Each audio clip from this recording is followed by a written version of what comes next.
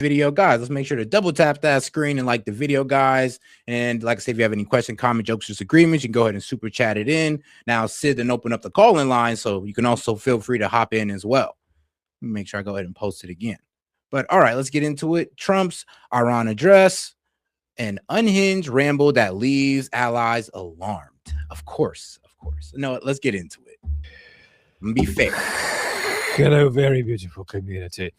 Trump's Iran address was 19 minutes long. I watched it basically live. It was the middle of the night here in the UK.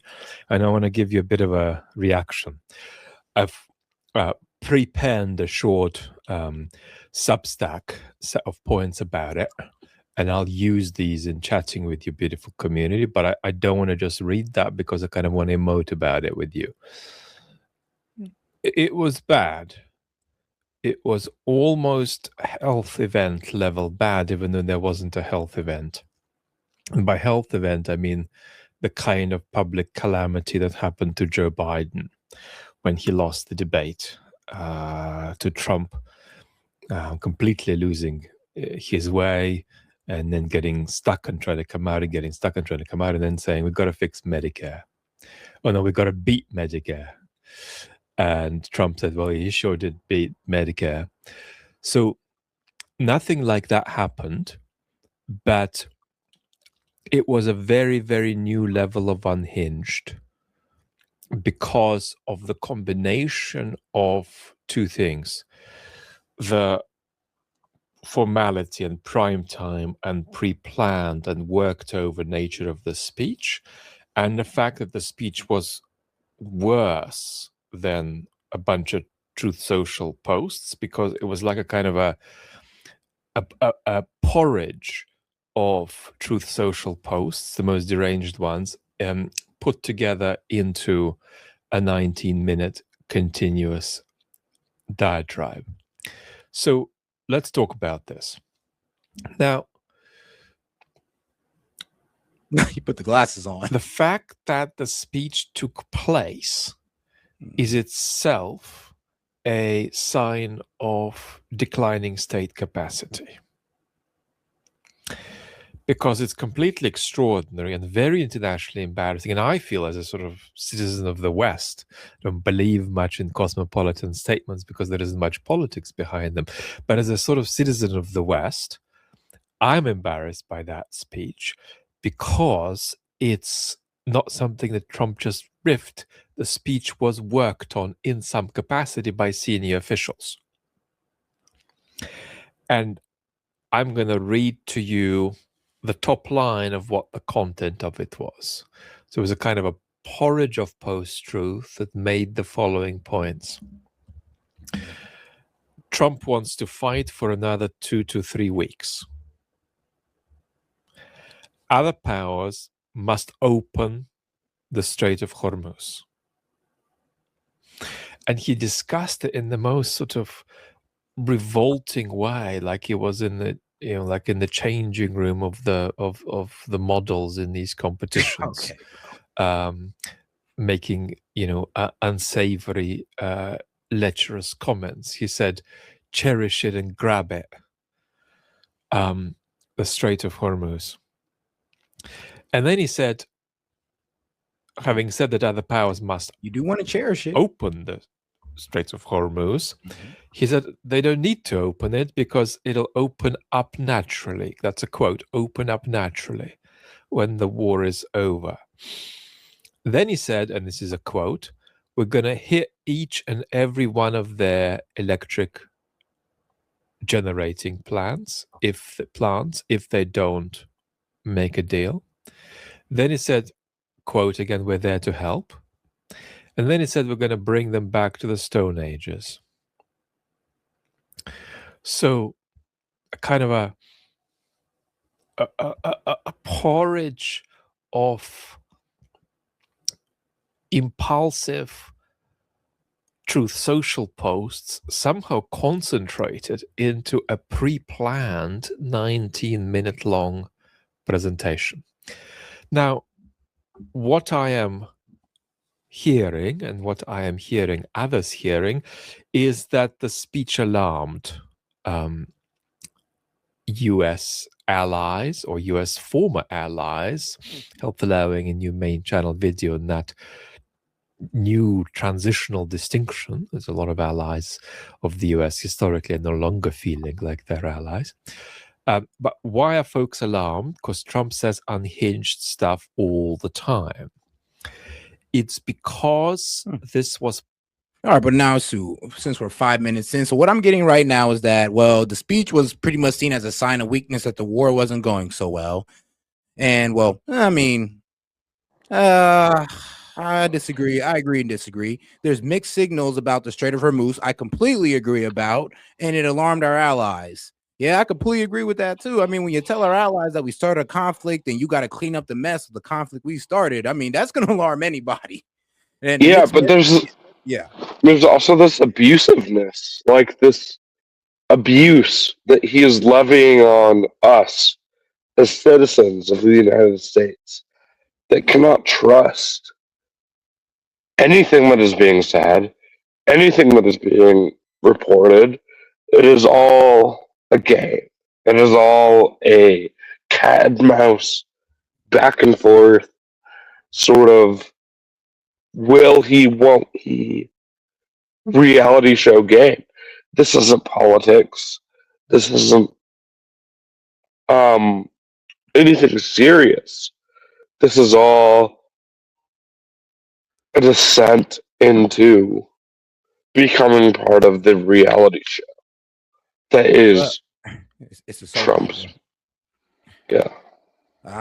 Well, I mean, sorry, my voice. I'm losing my voice right now, so I'm sorry if it sounds crazy. Oh no, you're good. Oh no, you're good, bro. Don't sound well. You don't sound too different. Okay, we still know it's you, bro. Thank God.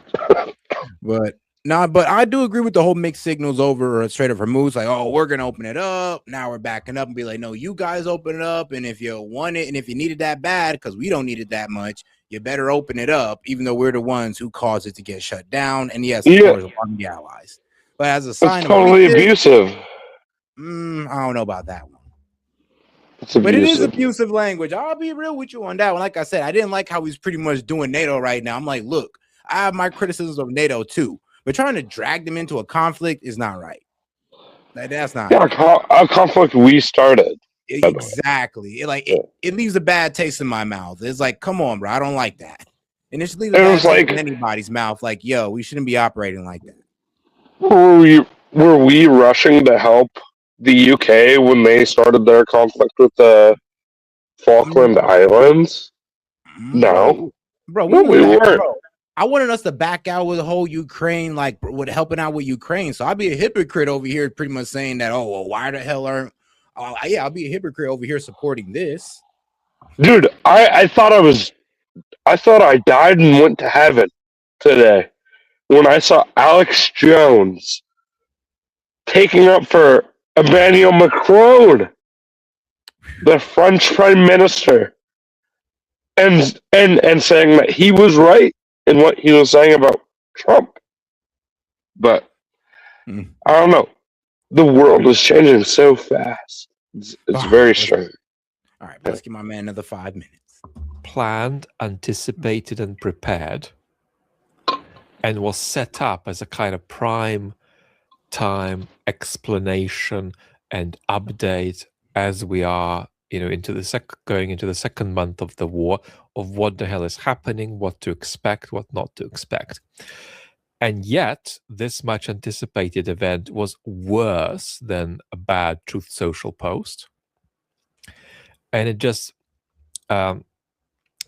made plain to the world that the Trump administration is displaying, as I put it in my notes, a kind of a level of incompetence that you'd hesitate to tolerate in a provincial tire depot, let alone a nuclear power. There is a difference between Trump just speaking and Trump just posting, and the Trump administration saying that it's going to be a very important speech and it's coming at that time and it'll clarify exactly what we're doing, what's going to happen next, what this is all about, what the point is of the sacrifices that folks are making. in the United States and in Western countries. I mean, most people watching this have already been in some way economically affected by what's happening. And that was the setup. And then the result is a sort of worst of all worlds weave of some of his worst hypothetical and also actual post-truth, Truth Social posts. Now, here is a big procedural democratic takeaway. And that's that the speech like this is a new low for Trump because of the combination of the formality and the debasement of it. You're pulling no punches. It sort of brings into view a collapse of presidential speech as a political institution. And so political language is itself an instrument of governance. It's not just a way of sort of commenting on action. It's a mode of political action itself, especially in times of crisis. And presidential speech in particular is a very important political institution that helps keep democracy on the road. And we are now living in the United States. You are now living, if you're US citizens, through its deinstitutionalization. And what that means is not that Trump is the president, is saying unhinged and disinhibited things. It's that he is degrading the institution of presidential speech for future presidents to come, no matter their political affiliation, no matter their level of adequacy and capacity to be civilized by the office, no matter their sense of political responsibility. So what this is doing is bringing it about that future presidents, no matter how responsible they are, will inevitably sound like noise makers or sort of generators of entertainment when they speak.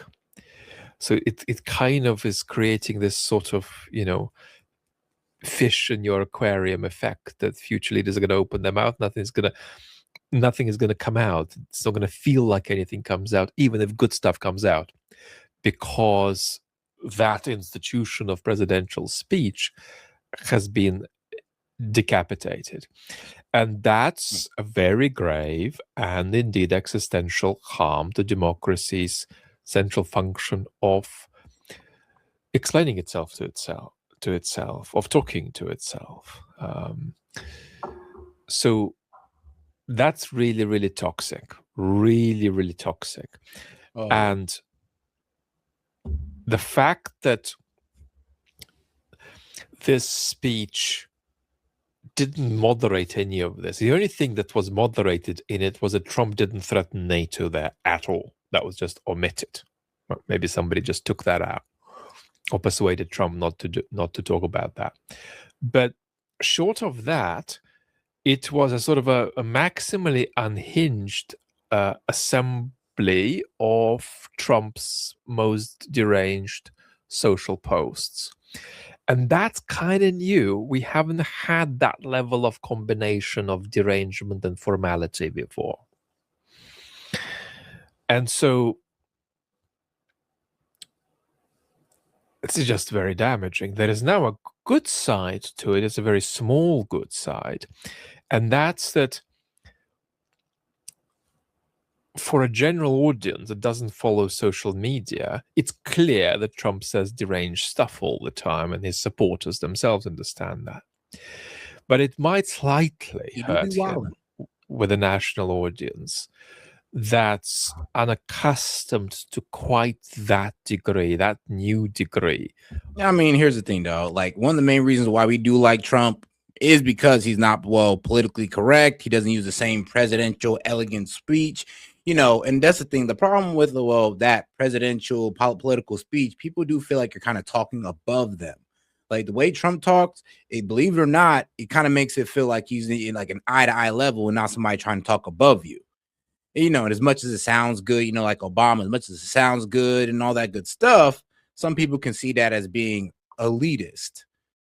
That's just some people. Me personally, I don't really care how you speak, as long as you can get your message